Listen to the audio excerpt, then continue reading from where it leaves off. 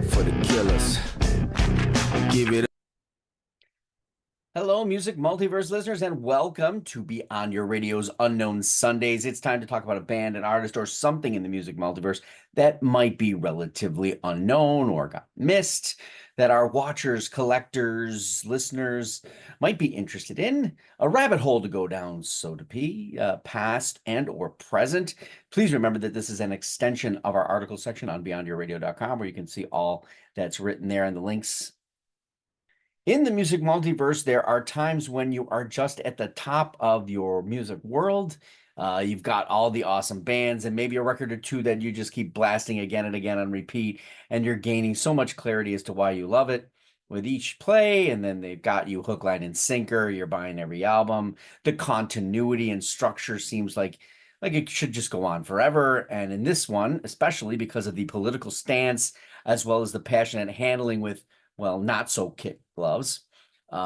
It felt like it should just go on for years and years and years and beyond that. And then poof, they're not playing anymore. And you're left holding a 3-4 catalog album bag that you love, that feels, well, it just feels unfinished. The band is apparently finished, or are they, considering they played just a few years back, successful, pricey shows? But is there something or someone in there that could have survived, pushed outward and onward, maybe something better or new, or maybe even a bit out of the range that might just fill that nasty void that they've left? This has happened to countless bands and to countless fans, record collectors like myself, throughout history. And on this day, I'm picking Rage Against the Machine's departure in 2000. And how the hell am I supposed to pick up the pieces there? Enter Street Sweeper Social Club on Unknown Sundays 2024. Let's turn that shit up. It doesn't seem like anything is possible, in the great city of Los Angeles, the city of angels. Everyone, these creative minds and people keep running into one another, even in the large city, and you get all these unique combinations. Yes, you've got your Audio Slave, your Velvet Revolver, and Prophets of Rage. But on this Unknown Sunday, I take you into another incarnation of a Tom Morello project, and that would be Morello finding himself in the prior mentioned Audio Slave for the first 3 albums. And then once they were done, he's slightly moving into the Night Watchman solo albums. But he finds this project to gravitate to with just him and another individual. And that other individual is Boots Riley, who came from the Coop. Boots Riley is not only a writer, a director, but also a rap artist and songwriter. So they create this super rap rock group that included him and Morello. So it turns out to be Street Sweeper Social Club. And that's the club we joined today for an alt rap rock blasting from the unique guitar rips, riffs, and scratches of Rage Against the Machine's lead guitarist. So Boots Riley led the hip hop and rap group, The Coop, up until 2019, which definitely had a bombastic funk and rap side to their sound. It's a great rabbit hole to go down if you so choose to, but it definitely a side of the multiverse of music that doesn't get a lot of exposure. This combination of the two had a modest comparison to the drive and rap alternative aggressiveness that once was held in with Rage.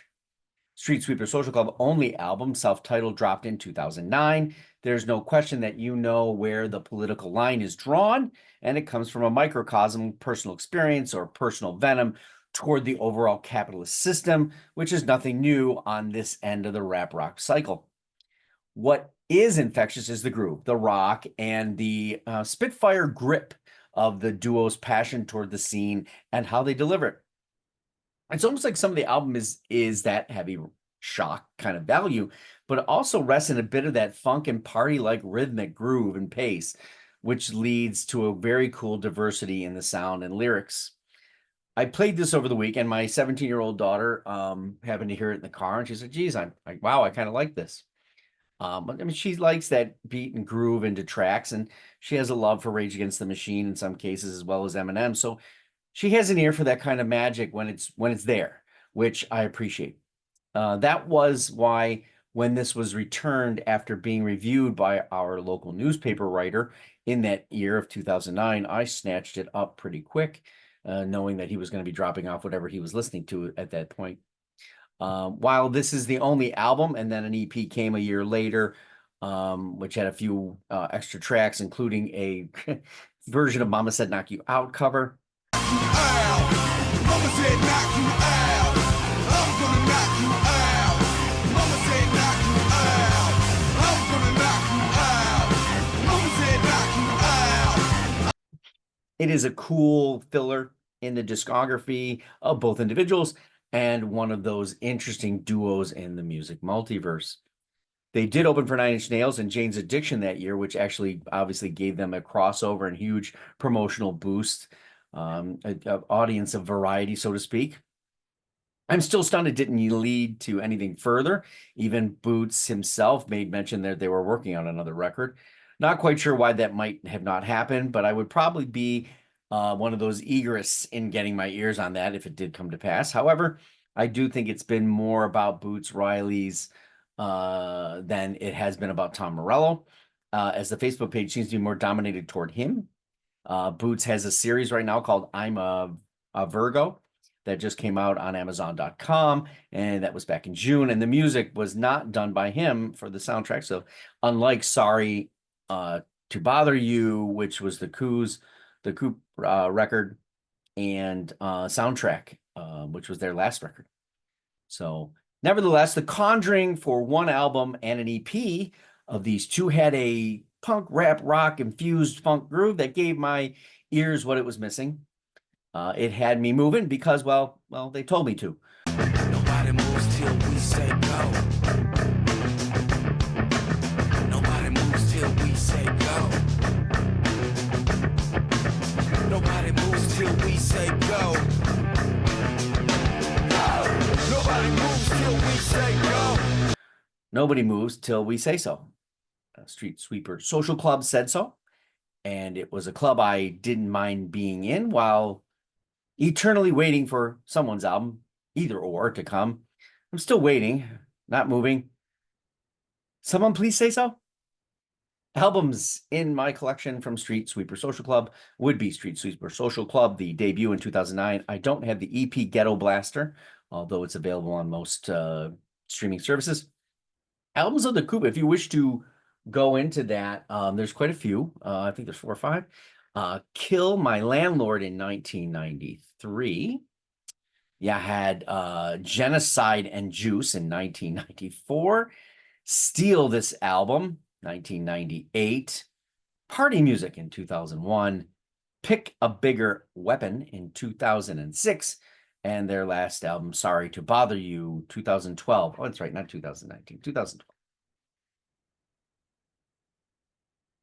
What did you think of Street Sweeper Social Club? Did you know them? Did you know Boots Riley? I know you probably know Tom Morello. He's no stranger to the unknown. The Coup, did you know them? Any of them? Please comment, leave us a note or two. Maybe hit the like button if you do so. And of course, if you have not subscribed to the channel, please do so. I'll see you back here next week for another Unknown Sunday. We're on the web at beyondyourradio.com, Facebook, Twitter, Instagram, YouTube, of course. We've got articles, videos, podcasts coming soon, albums, bands, artists, anything we can get our hands on. Go Beyond Your Radio, thus a real music appreciation channel. Thanks for watching. Happy listening.